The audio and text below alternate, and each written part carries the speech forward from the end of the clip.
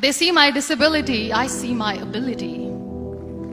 They call me disabled, I call myself differently abled. There are some incidents that happen in your life. Those incidents break you, deform you, but they mold you into the best version of you. And the same thing happened to me. I was 18 years old when I got married. My father wanted me to get married. And all I said was, if that makes you happy, I'll say yes. And of course, it was never a happy marriage.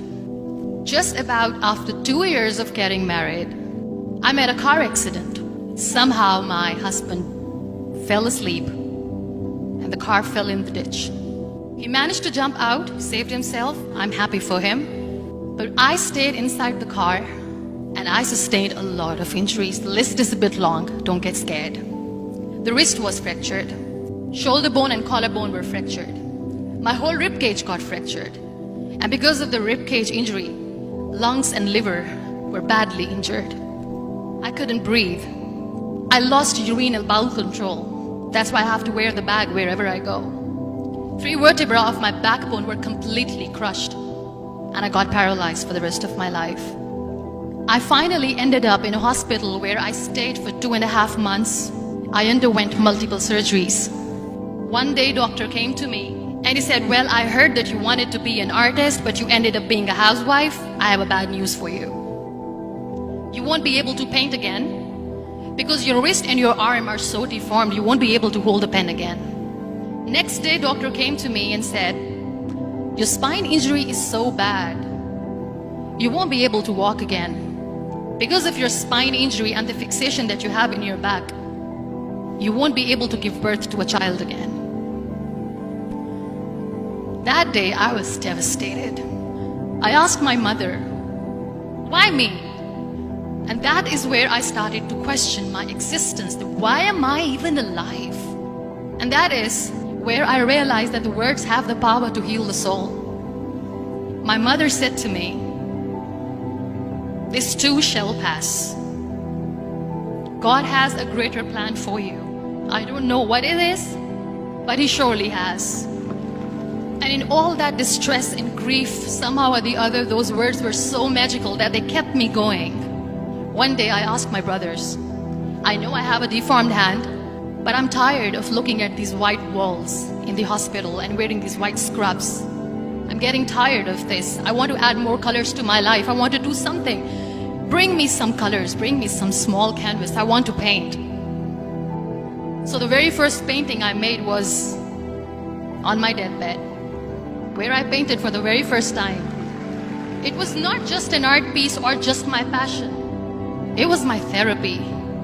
And then I was discharged and I went back home.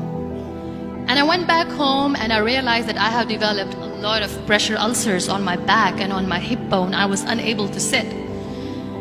There were a lot of infections in my body, a lot of allergies. So doctors wanted me to lie down on the bed straight for not 6 months, for not 1 year, for 2 years.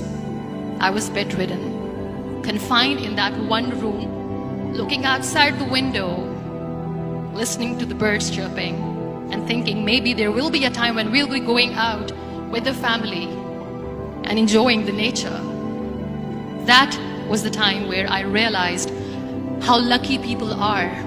That is the time where I realized that the day I'm going to sit, I'm going to share this pain with everyone to make them realize how blessed they are, and they don't even consider them lucky. That day I decided that I'm going to fight my fears. We all have fears. Fear of unknown, fear of losing people, fear of losing health, money. We want to excel in career, we want to become famous, we want to get money. We are scared all the time. So I wrote down one by one all those fears. And I decided that I'm going to overcome these fears one at a time. You know what was my biggest fear? Divorce.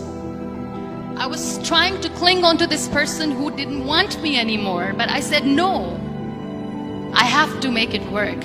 But the day I decided that this is nothing but my fear, I liberated myself by setting him free. And I made myself emotionally so strong that the day I got the news that he's getting married, I sent him a text that I'm so happy for you and I wish you all the best. And he knows that I pray for him today. Number 2 was, I won't be able to be a mother again. And that was quite devastating for me. But then I realized there are so many children in the world, all they want is acceptance. So there is no point of crying, just go and adopt one. And that's what I did. People think that they will not be accepted by the people because we, in the world of perfect people, are imperfects. So I decided that instead of starting an NGO for disability awareness, which I know will not help anyone, I started to appear more in public. I started to paint. I decided that I'm going to join the national TV of Pakistan as an anchor person. And I've been doing a lot of shows for the last 3 years. I became the National Goodwill Ambassador for UN Women Pakistan, and now I speak for the rights of women, children. We talk about inclusion, diversity, gender equality, which is a must. Every time I go in public, I always smile. It's always a big toothy smile on my face, and people ask me, don't you get tired of smiling all the time? What's the secret? I always say one thing, that I have stopped worrying about the things that I have lost, the people that I have lost. Things and people who were meant to be with me are with me. And sometimes, somebody's absence makes you a better person. Cherish their absence.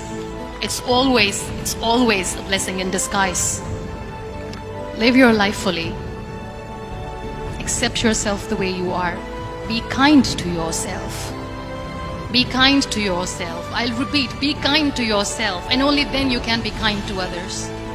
Love yourself and spread that love. Life will be hard. There will be turmoils, there will be trials, but that will only make you stronger. So when you accept yourself the way you are, the world recognizes you. It all starts from within.